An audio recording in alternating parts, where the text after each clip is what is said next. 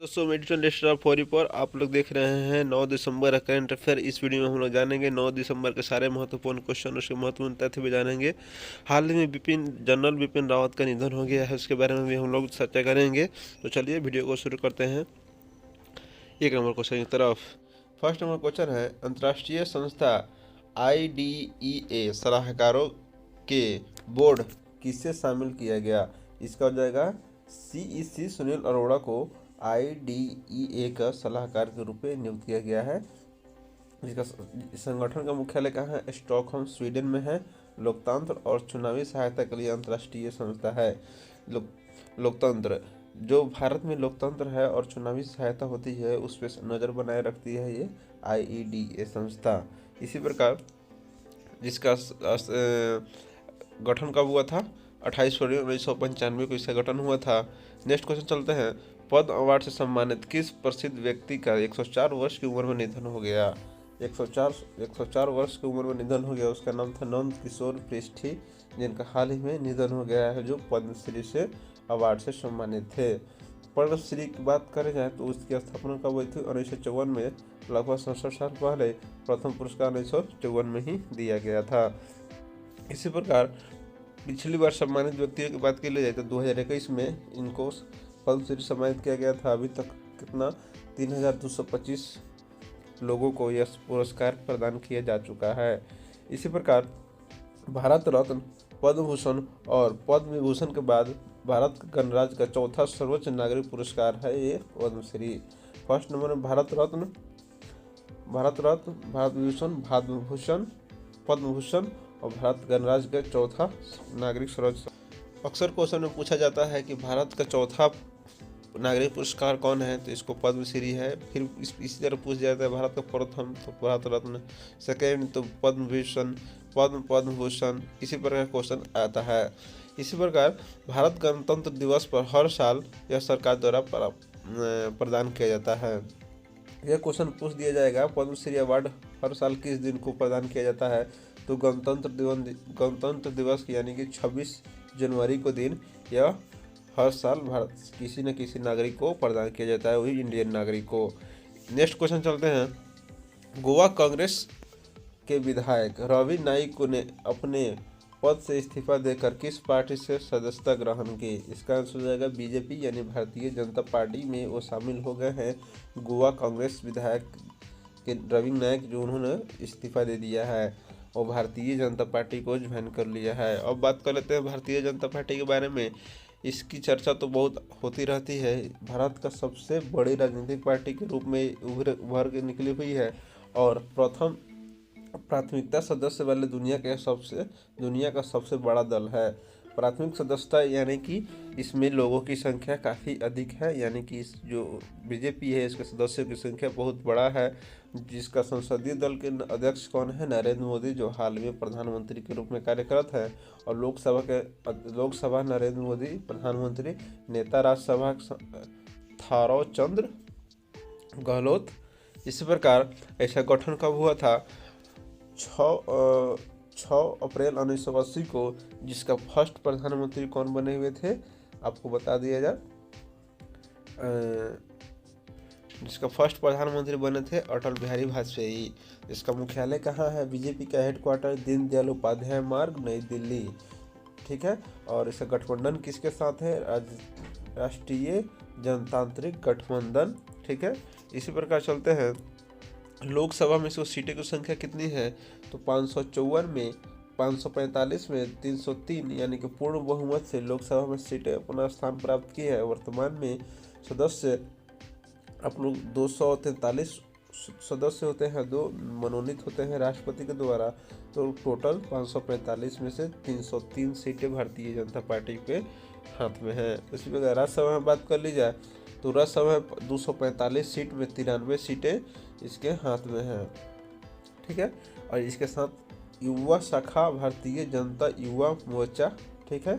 महिला शाखा जो है इसका ब्रांच है भाजपा महिला मोर्चा, इसका ब्रांच है। और किसान का ब्रांच कौन है? भाजपा किसान मोर्चा। इसके महासचिव कौन है? राम माधव इसके महासचिव के रूप में है कार्यरत। नेक्स्ट क्वेश्चन चलते हैं। वर्ष 2022 एवं 2021 के प्रतिष्ठित ज्ञानपीठ पुरस्कार किसे प्रदान किया गया? इसका आंसर हो जाएगा असमिया साहित्यकार नीलमणि फुक्कन, ठीक है, फुक्कन, जो वर्ष 2022 एवं 2021 प्रतिष्ठित ज्ञानपीठ पुरस्कार प्रदान किया गया इनको, ठीक है। कोकनी के साहित्यकार दामोदर माउजो 2021 को प्रदान किया गया। अब बात कर लेते हैं ज्ञानपीठ पुरस्कार किस क्षेत्र में दिया जाता है। जैसा कि आप लोग यहाँ पर देख लिए साहित्यकार दोनों जगह है, तो इसका मतलब ये जो पुरस्कार है ये साहित्यकार के क्षेत्र में ही प्रदान किया जाता है।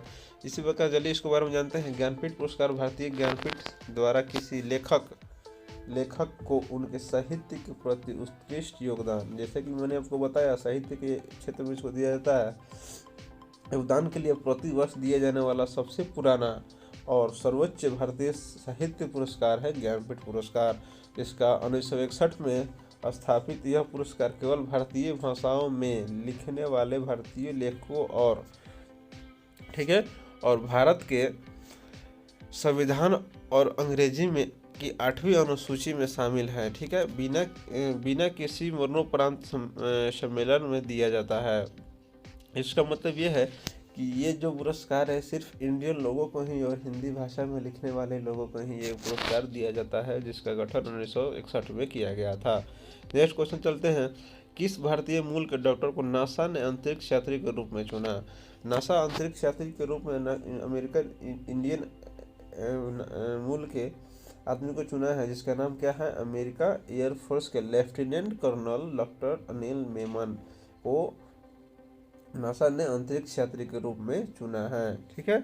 इसी प्रकार नासा के बारे में बात कर ली जाए, national aeronautics and space administration इसका फुल फॉर्म हुआ, जो अमेरिका के द्वारा बनाया गया है, और इसका मालिक कौन है? अमेरिकी सरकार है, जिसकी 19 जुलाई 1958 की इससे स्थापना लगभग 63 साल पहले हुई थी। जिसका मुख्यालय कहाँ है? वाशिंगटन डीसी में की गई थी। इस प्रकार इंडिया का इसरो है, उसी प्रकार आप लोग चाइना का स्पेस एजेंसी का नाम क्या है? आप लोग हमें कमेंट लिस्ट में बताया था, पिछले दिन में आपको पढ़ाया था। नेक्स्ट क्वेश्चन चलते हैं। दक्षिण अफ्रीका में रंग भेद के विरोध के प्रतीक रहे भारतीय मूल के किस व्यक्ति का 84 वर्ष में निधन हो गया? इसका आंसर हो जाएगा इब्राहिम इस्माइल इब्राहिम को 84 वर्ष के उम्र में निधन हो गया। दक्षिण अफ्रीका के रंग भेद विरोध के प्रतीक रहे हैं। इसकी राजधानी क्या है? प्रीटोरिया। दक्षिण अफ्रीका की राजधानी कहाँ है? आप लोग जानिएगा, प्रीटोरिया। और वहाँ की जो न्यायिक राजधानी क्या है? ब्लोमफॉन्टेन। और केप टाउन वहाँ की विधायिक राजधानी है। राष्ट्रपति कौन है? सिरियल रामाफोस। और उपराष्ट्रपति